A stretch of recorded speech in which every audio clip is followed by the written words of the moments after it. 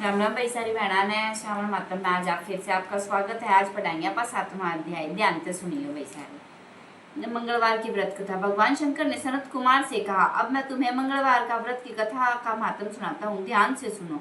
इस व्रत को मंगला गौरी व्रत भी कहते हैं। इसको करने से वैधव्य के भोग का नाश हो जाता है। विवाह के पश्चात 5 वर्ष तक इस व्रत को करना चाहिए। विवाह के पश्चात पहले श्रावण शुक्ल पक्ष के मंगलवार को इस व्रत को आरंभ करना चाहिए।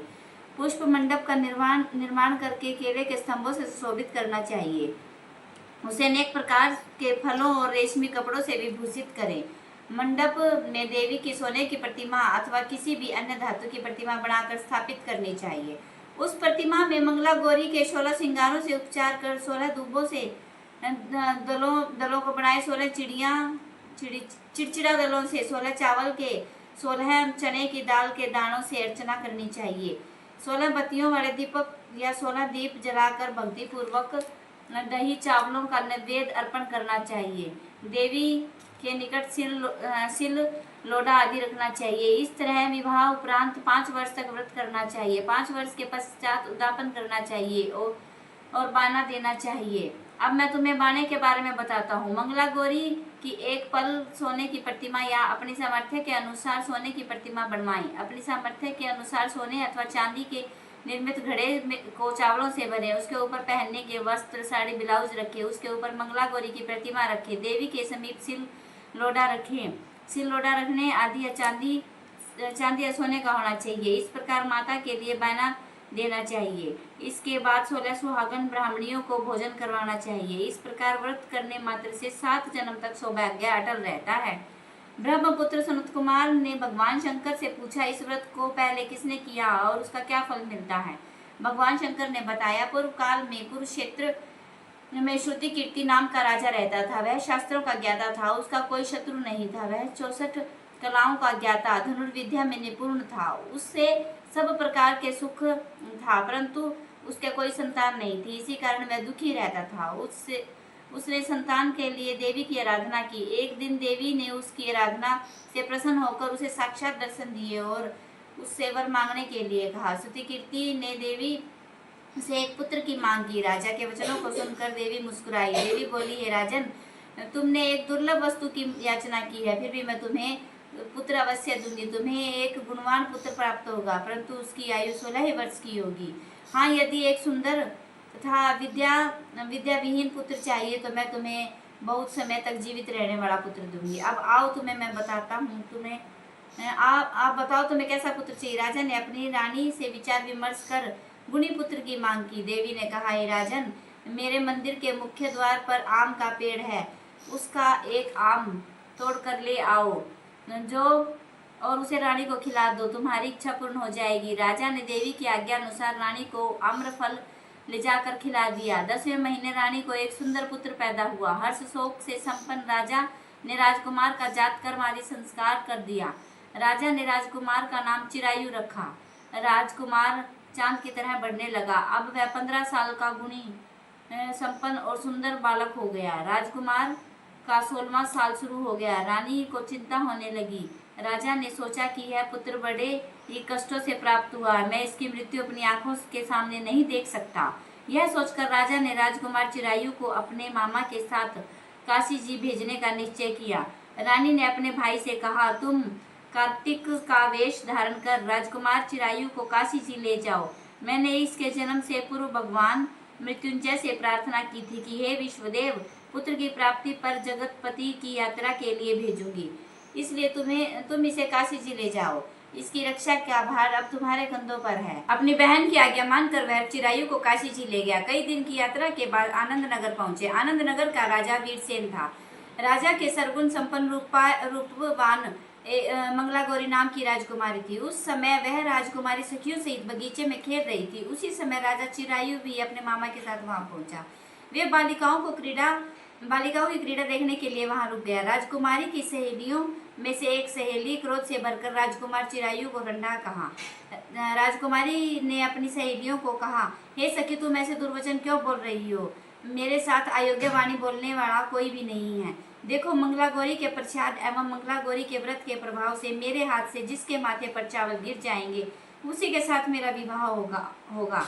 यदि वह अल्पायु भी होगा तो भी वह चिरायु हो जाएगा।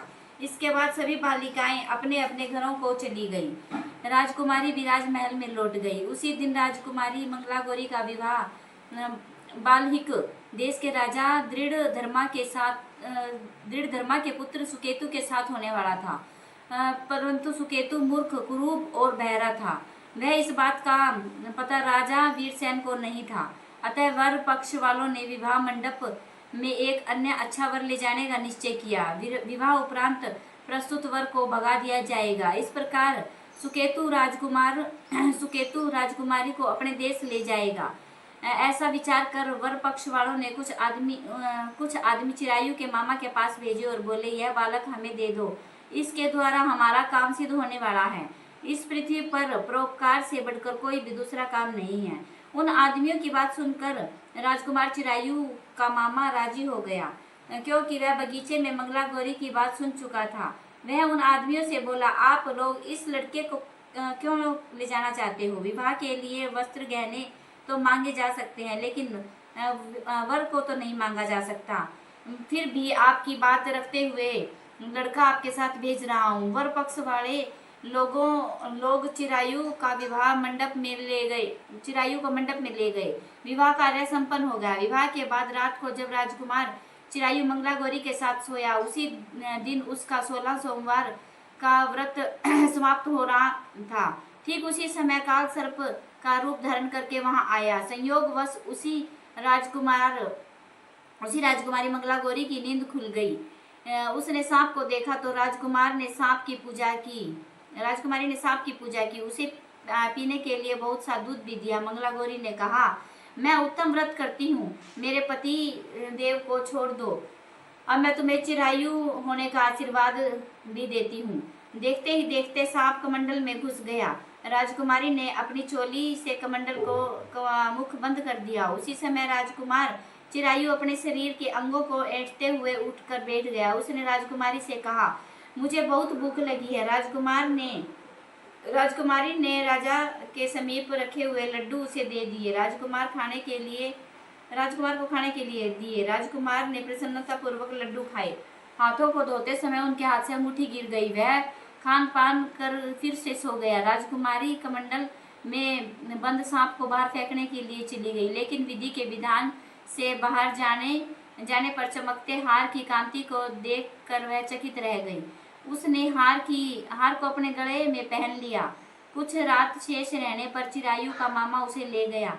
चिरायु के जाने के बाद वर पक्ष वाले लोग सुकेतु को ले आए। मंगला गौरी ने सुकेतु को देखा। वह बोली, यह मेरा पति नहीं है। सभी बाराती कहने लगे, हे सुबह, तुम यह क्या कह रही हो? यदि कोई पहचान हो तो बताओ। इस पर मंगला गौरी ने कहा, रात को मेरे पति ने मुझे एक जड़ाऊ हार दिया है। उस हार के रत्नों की सुंदरता के बारे में यह बताए तो मैं मान जाऊं। रात्रि में आम्रसेचन के समय मेरे पति के केसर युक्त पैर मेरी जांघ पर लगा हुआ था। उसे देखकर सब लोग बताएं कि यह पैर का निशान किसका है। रात्रि के समय जो बातचीत हम दोनों के बीच हुई है तथा जो भोजन हमने करा था उसके बारे में यह बताए। सुकेतु मंगला गौरी के एक भी प्रश्न का उत्तर न दे सका। इस पर कन्या पक्ष वालों ने बारात को बिना दुल्हन के ही भेज दिया। मंगला गौरी के पिता महाराज वीरसेन ने एक महान यज्ञ कराया। उसे यह भी पता चल गया कि वर पक्ष वालों ने अपने कुरूप राजकुमार के स्थान पर किसी अन्य सुंदर युवक को मंडप में लेकर आए थे और अनजान युवक के साथ मंगला गौरी का विवाह हुआ था। अब मंगला गौरी राजमहल के बरामदे में एक चिक के ओट में बैठ गई और आते जाते प्रत्येक व्यक्ति को देखने लगी। इधर चिरायु भी वहां हाल चाल जानने की इच्छा से अपने मामा के साथ उधर आया। जैसे ही चिरायु महल में आया तो मंगला गौरी ने उसे पहचान लिया। वह अपने पिता राजा वीरसेन से बोली, यह आदमी जो अभी अभी आया है, यह मेरा पति है। राजा ने दोनों मामा भांजे को बुलाया। मंगला गौरी की बात बताई हुई निशानियां चिरायु में मौजूद थी। राजा ने विवाह उत्सव के वस्त्राभूषण आदि, अश्वगज, रथ तथा बहुत सी चीजें देकर मंगला गौरी को विदा कर दिया। मामा तथा भांजा चिरायु को लेकर मंगला गौरी के साथ अपनी बहन के यहाँ चल दिया। जब चिरायु ने अपने माता पिता को उनके आने का समाचार सुना तो उसे विश्वास नहीं हुआ कि क्योंकि वह भाग्य के विपरीत हो कैसे सकता है। इसी बीच चिरायु अपने माता पिता के पास पहुंच गया। उसने उनके चरण स्पर्श किए। पुत्र वधू को सास ने अपनी गोदी में बिठाकर सब बातें पूछी। मंगला गौरी ने उसको व्रत का महत्व और पिछला समस्त घटना क्रम बतलाया। मंगला गौरी के कारण तभी तो यह व्रत मंगला गौरी के नाम से प्रसिद्ध हुआ। इसे जो भी कोई सुनेगा अथवा इसका कीर्तन करेगा उसके सभी मनोरथ पूर्ण हो जाएंगे। श्री सूत जी बोले, ऋषिगण, भगवान शंकर ने सनत कुमार से इस व्रत को कहा और इस कार्य की सिद्धि करने वाले व्रत को सुनकर गदगद हो उठे। इसको जो भी कोई सुनेगा और जो भी इस व्रत को करेगा उसी के सभी मनोरथ पूर्ण हो जाएंगे। इसको सुनने से ही परमानंद की प्राप्ति हो जाती है। बोलो शंकर भगवान की जय। हर हर महादेव।